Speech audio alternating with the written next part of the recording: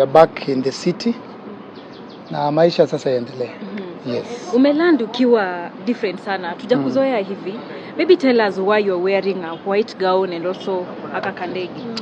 I'm wearing a white gown and carrying a white dove for two reasons.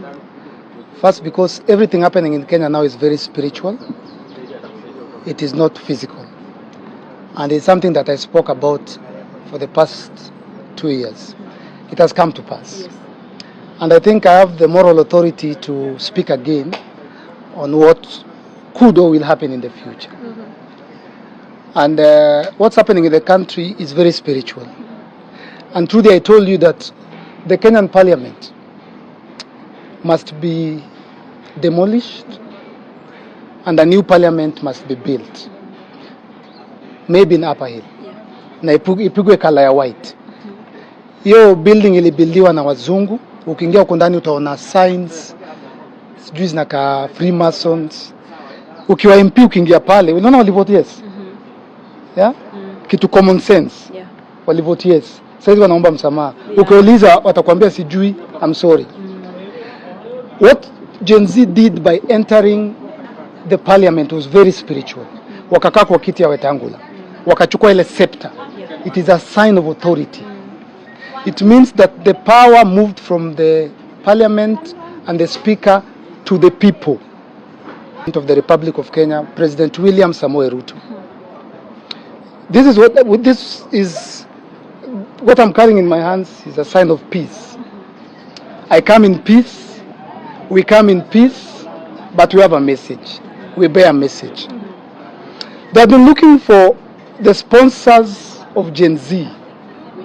They have been looking for the leader of Gen Z. Can I tell you who the leader is? Who is the leader? Can I break to you the news? Please do. The leader of Erico, Omondi and Gen Z and the Maandamano and the demonstration and the revolution is William Samoei Ruto. The sponsor of the Gen Z, Jumentafuta sana, is the President William Samoei Ruto.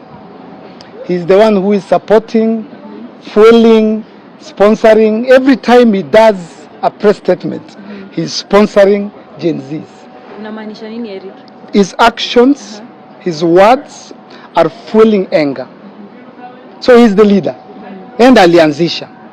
Na ende anaendeleza.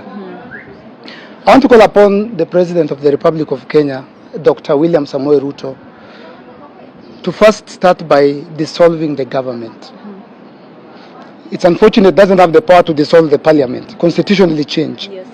But he has the power to dissolve the government. Kibaki did it in 2007. Kibaki fired all ministers, fired all PSS, and started afresh. I'm calling upon the president to dissolve the cabinet,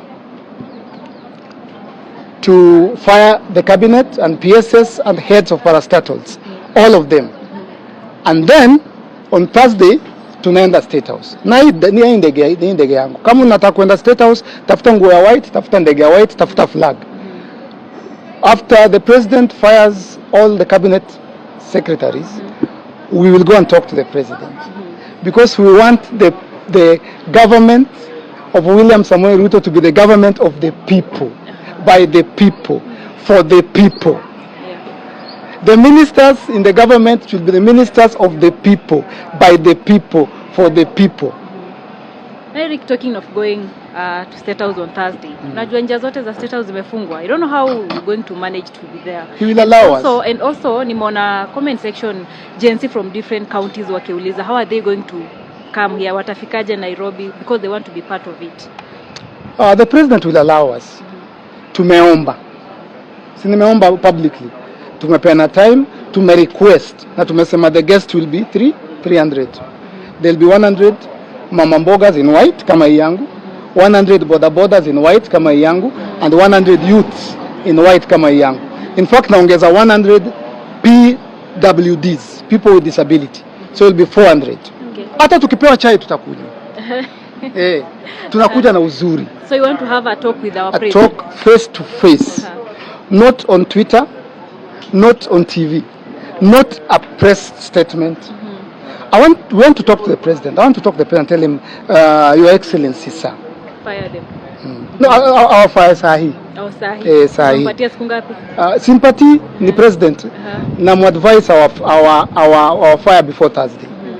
So that tukienda kuongea, we can now have a talk. Eric, unajua kusema kwenda State House ina pose a great, risk kwa watu. So kuna any form of protection yenye watu watakuwa nayo? Hapana. Tutakuwa tuna flag. Itakuwa very peaceful. Itakuwa very peaceful. Hata ningejaribu kupiga tunje hajachukua simu yangu. So hiyo ndio kitu tunafanya different this time na match yako. We are telling the president and the government the time, the people. Tutafika hapo tufanye hivi, unaangaliwa. Si ambush. Si ambush. Ni 11 am. But agency pia ilikuwa peaceful, but kulikuwa na police pale. Uko sure hawa hatutawekewa pale polisi tia gasi? Hapana. Wakitaka majina tutawapea. Maidi tutawapea. Utazuia aje wengine wale ambao watakuwa wanataka kujoin? Maybe you can't have, tutapanga leo na kesho. You are a prophet. There is something that you said last year, I think tukianza. And it happened this year venye tumekuwa kwa street. Kitu tu ulizungumza about people going to the street. Are you a prophet? Yenye hatujui labda ama.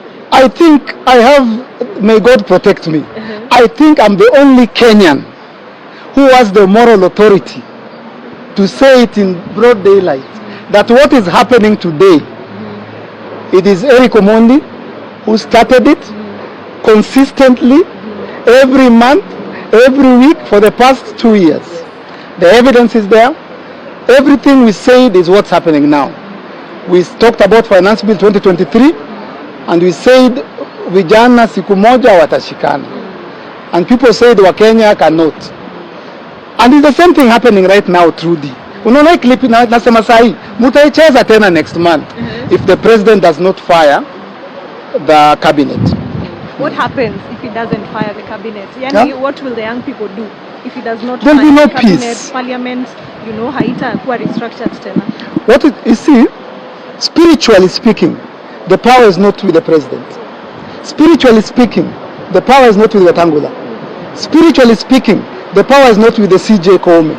Spiritually speaking, the power is back with the people. And for the president to gain the power back, he has to gain trust. There's no public trust, there's a vote of no confidence. So the president has to first dissolve the government. Unanyesha? Aya.